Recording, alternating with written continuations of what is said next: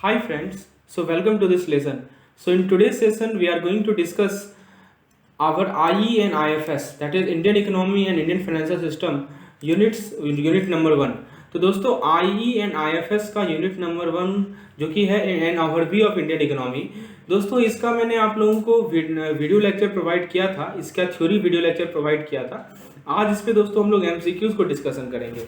So let's begin. Let us discuss the MCQ which is based on an overview of Indian economy. So friends, before we will discuss almost 20 to 25 questions। हम लोग दोस्तों आज के इस video lesson में 25 questions discuss करेंगे, 25 MCQs discuss करेंगे जो कि इस टॉपिक से रिलेवेंट होगा।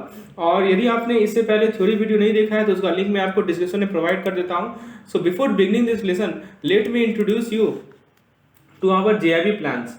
फ्रेंड्स, जैसा कि आपको पता है कि मार्केट में JIB की बुक्स आ चुकी हैं। आज से आप किसी परचेज कर सकते हैं ये JIB के content. So friends, before beginning this lesson, let me introduce you to our target JIB 2023 plan. Friends, हम लोगों ने पेड कंटेंट लॉन्च किया है as per new syllabus. Friends, currently we are covering these two subjects, that is retail banking and wealth management and Indian economy and Indian financial system. Friends, इसमें आप लोगों को इस प्लान्स में क्या मिलेगा, तो डेली आप लोगों को एक टारगेट दिया जाएगा कि आपको मॉर्निंग में वीडियोस प्रोवाइड किए जाएंगे उस पार्टिकुलर यूनिट से रिलेटेड, उससे PDF प्रोवाइड किए जाएंगे ताकि आप कंसाइज नोट्स रहेगा जिसको आप क्विकली रिकवर कर सकते हैं। और दोस्तों आपको उस टॉपिक से रिलेटेड MCQs प्रोवाइड किए जाएंगे in the evening. If you want to enroll for these two subjects, please WhatsApp me on this number. Number is on your screen. And regarding the fees, the fees like this. For theory and PDF, it will cost rupees 500 per subject. For PDF, it will cost rupees 200 per subject. And if you want to purchase for both the subjects, that is RBWN and IE and IFS, there is a discount of rupees 10%. Okay, so now let's begin our today's session. Let us दोस्तों आज हम लोग शुरुआत करते हैं अपने unit 1 के MCQs को। So let's begin from the question number 1. The question number 1 from this unit number 1 is this. Question number 1 दोस्तों आपके स्क्रीन पर है, contribution of which sector is maximum to the Indian economy. दोस्तों आपसे सवाल ये पूछा गया है कि किस सेक्टर का कंट्रीब्यूशन हमारे इंडियन इकोनॉमी में सबसे ज्यादा है। ऑप्शन ए है प्राइमरी सेक्टर, ऑप्शन बी है सेकेंडरी सेक्टर, ऑप्शन सी है टर्सरी सेक्टर। दोस्तों इंडिपेंडेंस के बाद हमारा प्राइमरी सेक्टर का सबसे ज्यादा कंट्रीब्यूशन था, लेकिन ये जो क्वेश्चन पूछा जा रहा है दोस्तों, ये आज के पर्सपेक्टिव में पूछा जा रहा है। This question is asked regarding current perspective. तो जरा आप बताइए कि आज के पर्सपेक्टिव में किस सेक्टर का कंट्रीब्यूशन सबसे ज्यादा है, please tell. So the correct answer to this question is option number C, that is tertiary sector, that is service sector। दोस्तों tertiary sector को हम लोग service sector भी कहते हैं। So tertiary sector is also called service sector। So service sector का contribution सबसे ज्यादा है। दोस्तों यदि आप इस तरह के MCQs चाहते हैं, if you want to practice such type of MCQ, kindly join my Telegram group. आप मेरे टेलीग्राम ग्रुप से जुड़ जाएं, जिसका लिंक मैं आपको डिस्क्रिप्शन में प्रोवाइड करता हूं। So I am posting this type of MCQ on daily basis for practice purpose.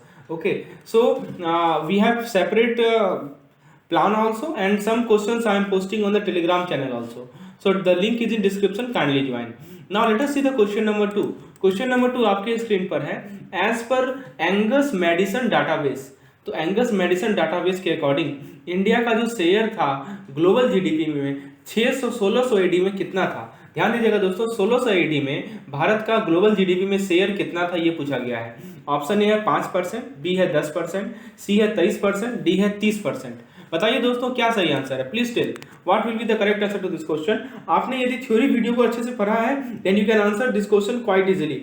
Okay, so आप देखिए दोस्तों, हम लोग 1600 AD की बात कर रहे हैं। Okay, I think the period was when Britisher came to India, when East India Company came to India. Okay, so that time we are talking about. So friends आप बताइए कि कितना था हमारा GDP, इंडिया का शेयर ग्लोबल GDP में। तो दोस्तों करेक्ट आंसर है 23%। Option number C is correct, that means India share to global GDP was 23%। So correct answer is option C. दोस्तों this are factual fact based question. और दोस्तों ये जो हमारा यूनिट 1 है इसमें न्यूमेरिकल ना के बराबर है, इसमें मैक्सिमम फैक्ट बेस्ड क्वेश्चन है। And we have sorted out each and every important question for you. We are doing this, we are doing hard work for you, and if you want to get such type of MCQs video for all the units, it will be beneficial to enroll in the plan. Now let us see question number 3. Question number 3 में कहा गया है दोस्तों, low per capita income is mainly attributed to. अब दोस्तों यहाँ पे क्या कर रहा है कि जो हमारा जो लो पर कैपिटा इनकम था उसके पीछे क्या कारण था। ठीक है, ऑप्शन ए कर रहा है पॉवर्टी, बी कर रहा है अनएम्प्लॉयमेंट, सी कर रहा है इलिटरेसी और डी कर रहा है ऑल ऑफ द अबव। बताइए दोस्तों, पर कैपिटा इनकम लो होने के पीछे क्या कारण है? पॉवर्टी है, अनएम्प्लॉयमेंट है, इलिटरेसी है, या ये सभी है? तो friends, correct answer to this question is option D, that is all of the above. यानी ये सभी कारण है दोस्तों हमारे लो पर कैपिटा इनकम होने का, poverty, unemployment, illiteracy. Now let us see question number 4। Question number 4 आपके स्क्रीन पर है, countries that have per capita income between dash. अब देखिए यहाँ बिटवीन लिखा है तो एक रेंज होगा, तो एक लोअर लिमिट होगा, एक अपर लिमिट होगा। तो आपको बताना है कि वो लिमिट क्या है। जिस कंट्री का पर कैपिटा इनकम इस रेंज में पड़ता है उसे हम लोग लोअर मिडिल इनकम इकोनॉमी कहते हैं। बताइए दोस्तों, please tell, we have discussed in detail in our theory lesson. आपको बताना है कि वैसे कंट्रीज जिनका पर कैपिटा इनकम इस रेंज में फॉल करता है वो लोअर मिडिल इनकम इकोनॉमी में फॉल करते हैं। बताइए वो रेंज क्या है। ऑप्शन ए कर रहा है $100 एंड $990, बी कर रहा है $996 एंड $3895, सी कर रहा है $3895 एंड $4200 और डी कर रहा है दोस्तों none of the above. So the correct answer to this question is option number B, that is $996 to $3895। So please remember, यदि किसी कंट्री का पर कैपिटा इनकम दोस्तों इस रेंज में फॉल करता है 996 to $3895, this is annual basis we are talking about, so it will fall in the category of lower middle class income. Please remember this point. Next question है दोस्तों आपके screen पर कि भारत का जो शेयर था ग्लोबल इकोनॉमी में वो कितना परसेंटेज था 1600 AD में। दोस्तों अभी हमने डिस्कशन किया, right, we have discuss now that it was how much, it was 23%। लेकिन जब दोस्तों भारत से ब्रिटिश लोग गए तो ये जो हमारा शेयर था वो कितना परसेंट घट गया। ये देखिए, सवाल को समझिए दोस्तों, क्या कर रहा है कि 1600 ईस्वी वो समय था जब ब्रिटिशर भारत आए थे, यानी ईस्ट इंडिया कंपनी भारत आई थी, और 1947 वो समय है जब ब्रिटिश ने भारत को छोड़ा। तो आपसे सवाल ये पूछा जा रहा है कि 1600 ईस्वी में भारत का शेयर ग्लोबल जीडीपी में कितना परसेंटेज था और 1947 में भारत का शेयर ग्लोबल इनकम में कितना परसेंटेज था। अब आपके सामने पहला ऑप्शन है 20 और 5, 23 और 5, 23 और 3, नन ऑफ द अबव। बताइए दोस्तों क्या सही आंसर है। सो अभी हमने डिस्कशन किया था कि 23% तो था 1600 में, लेकिन ये जो हमारा जब 1947 का समय आया तो मात्र 3% था दोस्तों, इट वाज जस्ट ओनली 3%। ठीक है, so please remember the correct answer to this question is option number C. The correct answer to question number is option number C. दोस्तों, this is a sample video that I am providing you. So this is MCQ of part 1. If you want such MCQ video for all the units, so you need to enroll in the plan, and to enroll you need to WhatsApp me on this number, okay? And I will provide you such MCQs video of each and every units. Now let us see question number 6. Question number 6 आपके screen पर है, infrastructure was created by the British east India company. आखिर British east India company ने infrastructure बनाया, क्यों बनाया? ठीक है, पहला ऑप्शन है भारत को इंडस्ट्रियलाइज करने के लिए, दूसरा ऑप्शन है इंडियन इकोनॉमिक सिचुएशन को इंप्रूव करने के लिए, तीसरा ऑप्शन है इंडिया के रॉ मटेरियल को एक्सप्लॉइट करने के लिए, चौथा ऑप्शन है इनमें से कोई नहीं। आप बताइए दोस्तों, ब्रिटिश ईस्ट इंडिया कंपनी ने इंफ्रास्ट्रक्चर आखिर क्यों बनाया? क्या उसे भारत को इंडस्ट्रियलाइज करना था? नहीं, बिल्कुल नहीं। इंडस्ट्रियलाइज करने के लिए वो क्यों इंफ्रास्ट्रक्चर बनाएगी? क्या उसे भारत के इंडियन इकोनॉमिक सिचुएशन को, यानी भारतीय अर्थव्यवस्था की जो सिचुएशन थी उसे इंप्रूव करना था? बिल्कुल नहीं। क्या उसे इंडिया के रॉ मटेरियल को एक्सप्लॉइट करना था? बिल्कुल सही। दोस्तों, ब्रिटिशर भारत में इसीलिए आए थे कि भारत में जो रॉ मटेरियल है उसे हम लोग भरपूर यूज कर सके। So the correct answer to this question is option number C. Now let us discuss question number 7। Question number 7 आपके स्क्रीन पर है। इसमें कहा गया है the pre independence period was characterised by. दोस्तों, आपसे सवाल पूछा जा रहा है कि जो हमारा प्री इंडिपेंडेंस पीरियड था, ये प्री इंडिपेंडेंस पीरियड मतलब कि 1947 के पहले का पीरियड, उसकी कैरेक्टरिस्टिक्स क्या है, ये सवाल है दोस्तों। बताइए, ऑप्शन को जरा देखते हैं हम लोग। पहला ऑप्शन कह रहा है कि increase in production of organisation, यानी कि हमारी जो ऑर्गेनाइजेशन थे वहाँ पे प्रोडक्शन बढ़ गया। उसके बाद बी कह रहा है increase in productivity of organisation, यानी ऑर्गेनाइजेशन की जो प्रोडक्टिविटी है, ऑर्गेनाइजेशन की जो इफिशियंसी है वो बढ़ गया। उसके बाद दोस्तों नेक्स्ट सी कर रहा है स्टैग्नेशन इन द इकोनॉमी, यानी हमारी इकोनॉमी में स्टैग्नेशन आ गया दोस्तों। स्टैग्नेशन यानी कि एक स्थिरता आ गई। और डी कर रहा है ए और बी दोनों सही है। अब बताइए दोस्तों, क्या सही है उसमें, यानी प्री इंडिपेंडेंस पीरियड को आप कैसे करेक्टराइज करेंगे? So friends, correct answer to this question is, क्या ऑर्गेनाइजेशन का प्रोडक्टिविटी बढ़ा? क्या बताइए ना। ब्रिटिश के समय में आप ऐसे ही देख रहे हैं कि वो एक्सप्लॉइट करने आए थे, क्यों वो ऑर्गेनाइजेशन के प्रोडक्टिविटी को बढ़ाएंगे? तो ऑप्शन ही तो होगा नहीं। क्या ऑर्गेनाइजेशन का प्रोडक्टिविटी बढ़ा? ना, ये भी नहीं हुआ। दोस्तों, हमारे इकोनॉमी में स्टैग्नेशन आ गया, हमारा इकोनॉमी एक तरह से रुक सा गया, right. So option number C, हमारी जो अर्थव्यवस्था की जो गतिविधियां थी, कि जो स्पीड था, वो एकदम थम सा गया। तो option number C is the correct answer to this question. Now let us discuss question number 8। Question number 8 आपके स्क्रीन पर है। इसमें पूछा जा रहा है, इनमें से कौन सा कथन सही है? कब का बात कर रहे हैं दोस्तों? फॉलोइंग इंडिपेंडेंस, यानी हमारी स्वतंत्रता के बाद कौन सा स्टेटमेंट सही है? और दोस्तों, आपको पता ही है कि जैसे हम लोग इंडिपेंडेंट हुए, तो आपको पता है दोस्तों 5 ईयर प्लान को लॉन्च किया गया। तो यही प्लानिंग प्रोसेस का मीनिंग यही हुआ दोस्तों, 5 ईयर प्लान। तो इनमें से कौन सा स्टेटमेंट करेक्ट है after independence and regarding in the start of planning process? ना, पहला ऑप्शन देखते हैं, एग्रीकल्चर का शेयर बढ़ा। दूसरा ऑप्शन कर रहा है कि इंडस्ट्री और सर्विसेज का शेयर बढ़ा। तीसरा ऑप्शन कर रहा है कि इंडस्ट्री और सर्विसेज का शेयर घटा। और चौथा ऑप्शन कर रहा है कि एग्रीकल्चर का शेयर घटा। दोस्तों, आपको मैं एक स्टैटिस्टिक्स प्रोवाइड करूं, तो यदि हम 1947 की बात करें दोस्तों, तो हमारा जो एग्रीकल्चर एक डोमिनेंट सेक्टर था, वो डोमिनेटिंग सेक्टर था। दैट मीन्स 53% जो है कंट्रीब्यूशन एग्रीकल्चर का हुआ करता था। लेकिन यही चीज़ आप देखेंगे आज के समय में बहुत ही घट चुका है। तो कहने का मतलब क्या हुआ दोस्तों? क्या एग्रीकल्चर का शेयर बढ़ा? ये तो गलत ऑप्शन है। तो सही ऑप्शन क्या है? एग्रीकल्चर का शेयर क्या हुआ? घटा।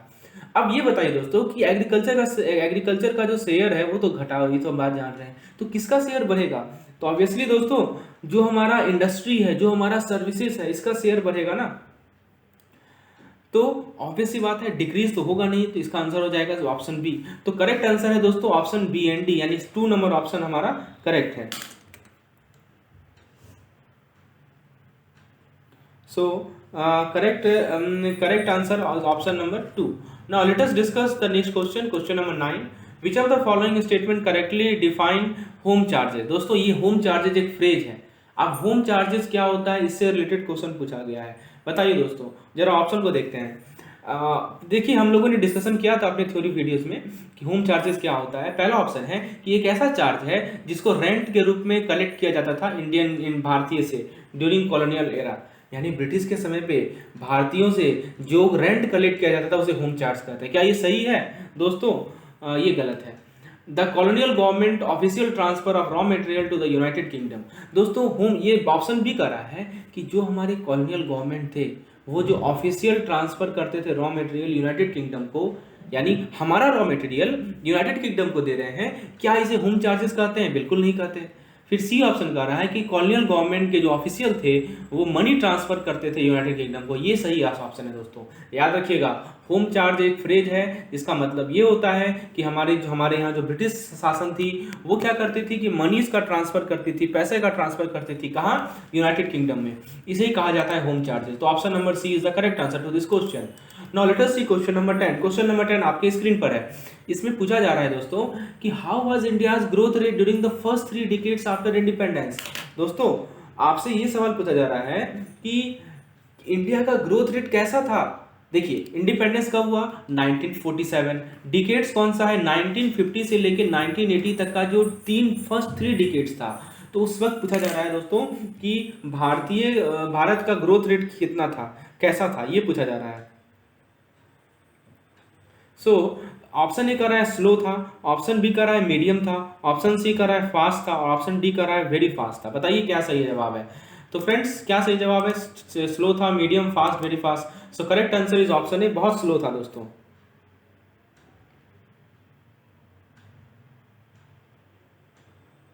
चलिए नेक्स्ट क्वेश्चन पे आते हैं।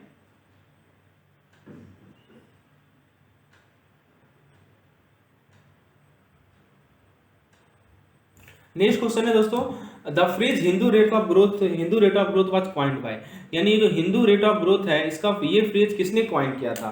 बताइए। पहला ऑप्शन है राजकृष्ण, दूसरा ऑप्शन है अमृत सिंह, तीसरा ऑप्शन है शंकराचार्य, और चौथा ऑप्शन है नन ऑफ द अबव। बताइए दोस्तों, क्या सही आंसर है इसका?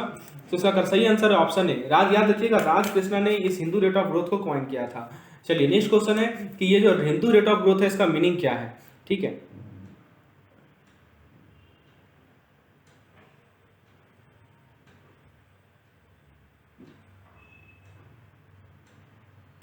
सो पहला ऑप्शन है fast growth of Indian economy, दूसरा ऑप्शन है slow growth of Indian economy, तीसरा ऑप्शन है growth rate affected by Hindu, चौथा ऑप्शन है sluggish growth of Indian economy. तो बताइए दोस्तों कि हिंदू रेट ऑफ ग्रोथ का क्या मीनिंग है।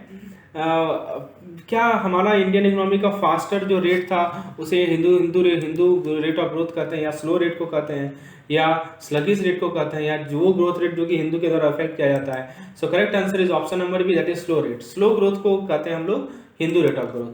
क्वेश्चन नंबर 13 आपके स्क्रीन पर है, which of this policies pave the way for positive. अच्छा, इसे हम देखते हैं। ये देखिए, इसको आप भूल जाइए। यहाँ क्वेश्चन है कि dash publish first estimate of national income in India in his book poverty and un-British rule in India. यानी किसने ये पब्लिश किया first estimate of the national income in India, और इनका बुक था poverty and un-British rule in India for the year 1867 to 1868। According to him, British India national income was dash and PCI was dash, per capita income PCI होता है at current price। तो दोस्तों R C Desai, Dadabhai Naoroji, Angus Maddison, Atkinson, तो किसने publish किया? तो ये दादाभाई नौरोजी ने पब्लिश किया, और उन्होंने देखा कि इंडिया का जो नेशनल इनकम था वो 340 करोड़ था और पर कैपिटा इनकम था 20 रुपीज पर एनम। तो correct answer is option number B. Option B यहाँ पे सही जवाब है इसका। आगे देखते हैं GFCF का फुल फॉर्म क्या है। तो ऑप्शन को जरा देखते हैं। पहला ऑप्शन है gross fixed capital formation, gross fixed currency frequency, grievances for fixed capital formation, grievances for fixed currency frequency. So the correct answer to this question is option है, that is gross fixed capital formation. क्या सही जवाब है दोस्तों इसका? Gross fixed capital formation, option A. Now let us see the next question. Per capita income is obtained by dividing national income by. यानी दोस्तों आपको पर कैपिटा इनकम यदि ऑब्टेन करना है तो आप नेशनल इनकम को किससे डिवाइड करेंगे?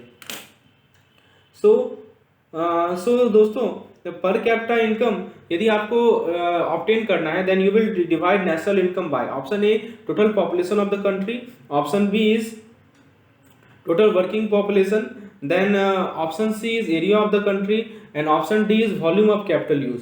सो ऑप्शन ए, अब बताइए पर कैपिटा इनकम क्या होता है? नेशनल इनकम को तो हम लोग नंबरेटर में लिखते हैं और डिनोमिनेटर में क्या लिखते हैं बताइए दोस्तों। अब क्या उसे हम लोग टोटल पॉपुलेशन से डिवाइड करेंगे, या हम लोग दोस्तों उसे हम लोग टोटल वर्किंग पॉपुलेशन से डिवाइड करेंगे, यानी वो पॉपुलेशन जो कि काम कर रही है, या दोस्तों हम लोग उसको डिवाइड करेंगे एरिया से?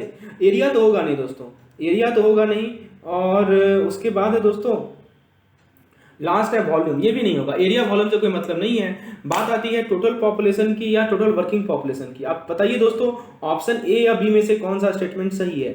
ठीक है, क्या उसे टोटल वर्किंग पॉपुलेशन से डिवाइड करेंगे या हम लोग उसको टोटल पॉपुलेशन से? तो वर्किंग पॉपुलेशन कोई मतलब नहीं है, हम लोग को मतलब है टोटल पॉपुलेशन से, यानी टोटल जनसंख्या कितनी है। Option A is the correct answer. Please remember this point, option A is the correct answer to this question. Now let us see the next question. Next question दोस्तों हमारे स्क्रीन पर है, आप देख सकते हैं। Dash is the measure of output per head of population, यानी आउटपुट पर, यानी आपको यदि निकालना है कि एक पॉपुलेशन यानी जनसंख्या का एक हेड का आउटपुट क्या है, तो कैसे आप मेजर करेंगे? हेड काउंट रेशियो, पर capita income, gross national product, human development index. बताइए दोस्तों आपको यदि एक हेड का आउटपुट मेजर करना है तो इनमें से कौन सा मेजरमेंट को आप यूज करेंगे? Please tell which measurement you will be using for measuring the output. क्या आप ह्यूमन डेवलपमेंट इंडेक्स का यूज करेंगे? तो दोस्तों करेक्ट आंसर है इसका, आप पर कैपिटा इनकम मेजर करेंगे, that is PCI. So PCI is the measure of output per head of population. Next question है, if total income of the country is divided by total population then the obtain total average income of the individual is known as. यानी आप क्या कर रहे हैं दोस्तों, total income को आप नॉमिनेटर में लिख रहे हैं और टोटल पॉपुलेशन को आप डिनोमिनेटर में लिख रहे हैं, तो इसका जो रेशियो मिलेगा उसको क्या कहते हैं? उसको लोग पीसीआई कहते हैं, यानी पर कैपिटा इनकम कहते हैं। तो correct answer will be option number B. चलिए आगे देखते हैं। Which of the following factor influence the nature and characteristics of the Indian economy. यानी भारतीय अर्थव्यवस्था की नेचर और कैरेक्टरिस्टिक्स को इनमें से कौन सा फैक्टर है जो कि इन्फ्लुएंस करता है? मतलब इनमें से कौन सा फैक्टर है जिसके कारण हमारा जो भारतीय अर्थव्यवस्था है वो अफेक्टेड होती है? पहला, high per capita real income. क्या हमारे भारत का पर कैपिटा इनकम हाई है? बिल्कुल गलत है, ठीक है, तो ये तो गलत है दोस्तों, हाई पर कैपिटा इनकम है नहीं। क्या हमारा पॉपुलेशन ग्रोथ रैपिड है? हाँ, ये सही है। फिर नेक्स्ट क्वेश्चन है, excessive reliance on the service sector. क्या हम लोग सर्विस सेक्टर पे ज़्यादा रिलायंस हो रहे हैं, ज़्यादा रिलाई कर रहे हैं? ये भी सही है। तो आपको करेक्ट ऑप्शन बताना है दोस्तों कि क्या सही ऑप्शन है इसका। सो ऑप्शन जरा ऑप्शन देखते हैं। पहला ऑप्शन है ए एंड बी, दूसरा ऑप्शन है बी एंड सी, तीसरा ऑप्शन है ओनली बी और चौथा ऑप्शन है all are correct. Okay, so friends बताइए क्या सही आंसर है इसका। So the correct answer to this question, आप देख सकते हैं कि पहला ऑप्शन तो साफ गलत है कि हमारा per capita real income high नहीं है, राइट। हाँ, पॉपुलेशन ग्रोथ बहुत ही हाई है और हम लोग सभी सेक्टर पे बहुत ज़्यादा रिलाई किए हुए हैं, तो ऑप्शन नंबर 2 इज करेक्ट। ठीक है, मतलब बी नंबर सही है, यानी कि B and C are correct. Question number 19 देखते हैं कि British impact on the Indian economy can be discussed in 3 different phases. अब देखिए, ब्रिटिश का जो इम्पैक्ट था हमारे भारतीय अर्थव्यवस्था पे, वो उसको हम लोग 3 अलग अलग फेज में डिस्कस करते हैं। आपको करेक्ट स्टेटमेंट बताना है। पहला, ये early British period from 1600 to 1757 AD. Second phase from 1757 to 1857 AD. Third, British crown period 1858 onward, D all the above. बताइए कि जो हमारा ब्रिटिश इंपैक्ट है इंडियन इकोनॉमी में, उसको 3 फेज में डिस्कस करते हैं, कौन सा करेक्ट स्टेटमेंट है। तो दोस्तों, जो अर्ली ब्रिटिश पीरियड था वो 1600 से लेकर 1757 एडी तक था, ये तो सही है। सेकेंड पीरियड जो है वो हमारा, जब देखिए ये जो 1757 है दोस्तों और 1857 है, ये आपका यहाँ पे बैटल ऑफ प्लासी हुआ था 1757 में, और 1857 में आपको पता होगा सिपोई मिटिनी हुआ था। और थर्ड पीरियड है 1858 ऑनवर्ड। ठीक है, तो ये तीनों का तीनों स्टेटमेंट सही है। तो हम लोग 3 फेज में डिवाइड करते हैं और फिर स्टडी करते हैं। पहला फेज होता है हमारा जब ब्रिटिश ईस्ट इंडिया कंपनी आई थी, वहां से लेकर जब तक हमारा बैटल ऑफ प्लासी हुआ था। फिर सेकेंड फेज आता है बैटल ऑफ प्लासी से लेकर सिपोई मिटिनी तक, जिसे हम लोग इंडियन हमारा रिवॉल्यूशन कहलाता है, 1857 की क्रांति जो कहलाती है। और लास्ट था हमारा 1858 ऑनवर्ड। तो ये 3 फेज में हम लोग डिस्कस करते हैं। Now next question is question number 20। In terms of GDP purchasing power parity India is rank.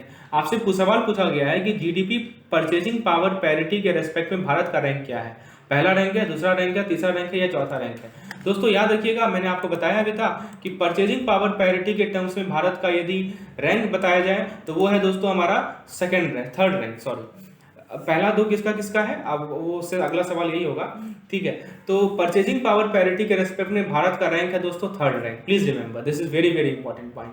Purchasing power parity में थर्ड है, लेकिन पर कैपिटा इनकम के टर्म्स में हम लोग बहुत पीछे हैं। ठीक है, चलिए ये हमने डिस्कस किया था। नेक्स्ट क्वेश्चन है which country preceded India in terms of GDP purchasing power parity. अभी मैंने आपको बताया ना कि इंडिया का रैंक थर्ड है, तो पहला और दूसरा रैंक किसका है। पहला ऑप्शन है चाइना और यूके, दूसरा ऑप्शन है यूएसए एंड चाइना, तीसरा ऑप्शन है यूएसए एंड यूके, चौथा ऑप्शन है नॉन ऑफ द अबव। बताइए दोस्तों, परचेजिंग पावर पैरिटी के टर्म्स में कौन सा कंट्री है जो कि भारत से पीछे है। तो चाइना और यूके है, तो दोस्तों करेक्ट आंसर है इसका चाइना और यूएसए। ठीक है, तो option number B is correct. China UK नहीं होगा, यूएसए यूके नहीं होगा, नॉन ऑफ द अबव भी नहीं होगा। करेक्ट आंसर है इसका option B, that is USA and China. Next question भी है, वर्ल्ड बैंक जो है इकोनॉमीज को पर कैपिटा इनकम के बेसिस पे कितने कैटेगरी में विभाजन करता है। यानी वर्ल्ड बैंक जो है हमारे अर्थव्यवस्था को पर कैपिटा इनकम के बेसिस पे कितने पार्ट में डिवाइड करता है, 2 पार्ट में, 3 पार्ट में, 4 पार्ट में या 5 पार्ट में। ठीक है, so friends correct answer is option number C, that is 4 part. ठीक है, 4 पार्ट में डिवाइड करता है world bank per capita income के बेसिस पर। अब उसमें आप देखिए कौन सा अगला क्वेश्चन है, which of the following is the classification of economy considering per capita income as per world bank. अभी मैंने बताया ना कि 4 पार्ट है, तो इनमें से कौन सा क्लासिफिकेशन सही है as per world bank. Lower income, lower middle income, upper middle income, higher income, all of the above. तो दोस्तों यही 4 पार्ट है, मैं आपको बता दूं। सबसे पहला पार्ट है लो इनकम, दूसरा पार्ट है लोअर मिडिल इनकम, तीसरा पार्ट है अपर मिडिल इनकम, चौथा पार्ट है higher income. So correct answer is option number E, that is all of the above. Now next question we have is question 24. Choose the correct statement. Correct statement आपको बताना है। Indian economy falls under the category of low income in economic country, यानी भारतीय अर्थव्यवस्था जो है low income economic country में आता है। दूसरा कह रहा है कि इंडियन इकोनॉमी जो है lower middle income economic countries में आता है। तीसरा ऑप्शन कह रहा है कि भारतीय अर्थव्यवस्था जो है वो हायर इनकम इकोनॉमिक कंट्री में आता है। और चौथा ऑप्शन कह रहा है कि नन ऑफ द अबव। दोस्तों अभी मैंने आपको बताया था कि जिस कंट्री का पर कैपिटा इनकम $996 से लेकर शायद 3,500 कुछ था, इस डॉलर के रेंज में लाई करता है, तो वो हमारा लोअर मिडिल इनकम में आता है। और भारत का जो अर्थव्यवस्था है ना वो इसी रेंज में लाई करता है दोस्तों। ठीक है, तो इसीलिए भारत का जो अर्थव्यवस्था है वो लोअर मिडिल इनकम में लाई कर रहा है। और इंडिया जो है फास्टेस्ट ग्रोइंग नेशन में से एक है, फास्टेस्ट ग्रोइंग नेशन में से एक है दोस्तों, इसीलिए ऑप्शन नंबर बी करेक्ट है, लोअर मिडिल इनकम स्टेटस, याद रखिएगा। नेक्स्ट क्वेश्चन है दोस्तों, जैसा कि हम लोग ओवरव्यू ही तो देख रहे हैं इसमें। Next question is which of the following statement is correct regarding the percentage contribution of different sector in GDP before independence। Independence से पहले हमारे जो अलग अलग सेक्टर्स थे जैसे हैं एग्रीकल्चर, इंडस्ट्री, सर्विस, इनमें से कौन सा स्टेटमेंट करेक्ट है उनके कंट्रीब्यूशन के रिगार्डिंग जीडीपी में? तो एग्रीकल्चर का 53.1% था, इंडस्ट्रीज का 16.6% था, और सर्विसेज का 38% है जीडीपी में, और डी कर रहा है ऑल ऑफ द अबव। तो दोस्तों आपसे पूछा गया है कि कौन सा स्टेटमेंट करेक्ट है, percentage contribution of different sector in GDP before independence. तो दोस्तों बिफोर इंडिपेंडेंस में ये सभी स्टेटमेंट सही है। एग्रीकल्चर का 53.1 था, इंडस्ट्री का 16.6 था, सर्विसेज का 38% था। सो option number D is correct, all of the above. So friends, this was all about all MCQs we have covered from unit 1. जो भी MCQs possible थे हमने cover किया। इसका part 2 भी है, but part 2 will be provided to paid member. Okay, so if you want to get such type of videos, MCQs videos and theory videos on daily basis, kindly WhatsApp me on this number. The number is also in the comment section. Okay, so I will provide you the detail. Thank you.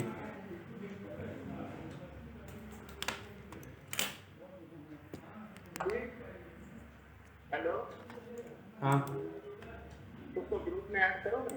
कर दिए सब कुछ। तो message कर दो उसको। हाँ कर देते हैं।